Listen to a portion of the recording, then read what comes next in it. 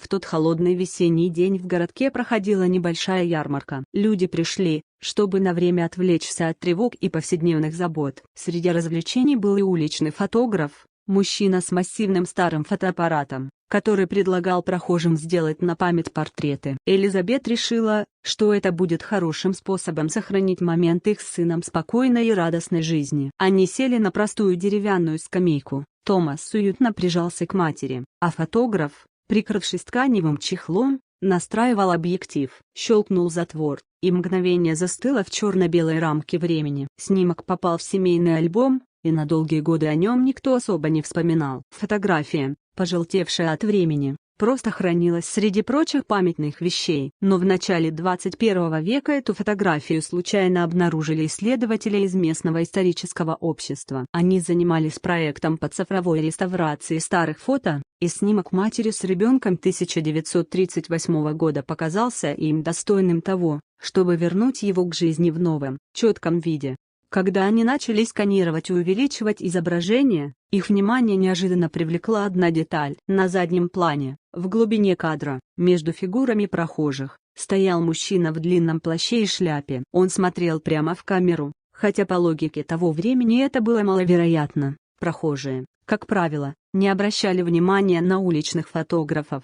Чем больше исследователи увеличивали изображение, тем сильнее нарастало ощущение, что с этим человеком что-то не так. Его одежда не совсем соответствовала моде 1938 года. Плащ был выполнен из материала, который в те годы просто не использовали. А в руках он держал предмет, который при первом взгляде напоминал современный фотоаппарат или даже небольшой цифровой гаджет. Исследователи, привыкшие работать с историческими материалами, были озадачены. Они попытались найти другие фотографии с того же мероприятия, чтобы убедиться, что это не оптическая иллюзия или дефект пленки. Но чем больше они изучали материалы, тем загадочнее становилась ситуация. Один из специалистов в шутку предположил, что это может быть путешественник во времени. Но шутка вскоре перестала казаться смешной. Когда они усилили контраст и сделали цветовую реконструкцию, лицо мужчины стало видно отчетливее, и оно явно выделялось среди людей того времени. Короткая стрижка, необычные очки с темными линзами, тонкая металлическая рамка, а также манера держаться, все говорило о том, что этот человек, словно, выпал из другого века.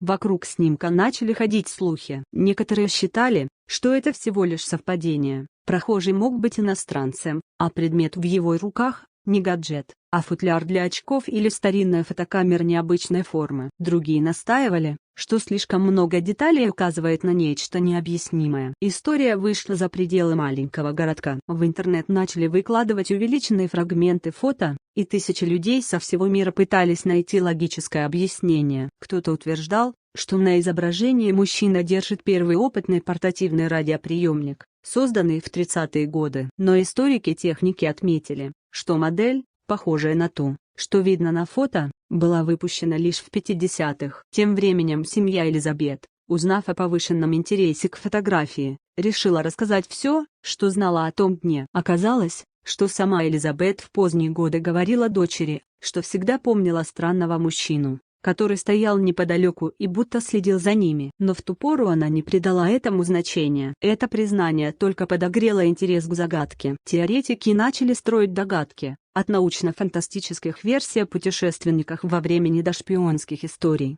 связанных с событиями предвоенных лет. Действительно, 1938 год был наполнен тайными операциями, и не исключено, что на фотографии мог оказаться агент какой-то разведки с экспериментальным оборудованием. Но было и еще кое-что, что заметили исследователи при финальной обработке. В отражении витрины магазина, находившейся чуть в стороне, можно было разглядеть, что мужчина словно фотографировал именно Элизабет с Томасом. Это выглядело не как случайность, а как целенаправленное действие. Почему он это делал и что произошло с этим снимком, осталось тайной. После публикации статьи о находке в одном из исторических журналов, в архив общества поступило письмо от неизвестного автора. В письме говорилось: «Вы нашли то, что не должны были. Эта фотография – часть истории, которую лучше не раскрыть. Оставьте ее в покое. Конверт не имел обратного адреса, а почерк был аккуратным и старомодным. Это лишь усилило ауру загадочности. Фотография, сделанная в безмятежный момент 1938 года, неожиданно превратилась в предмет ожесточенных дискуссий, теорий и споров. Для одних это был всего лишь забавный артефакт с интересной, но объяснимой деталью. Для других – прямое доказательство того,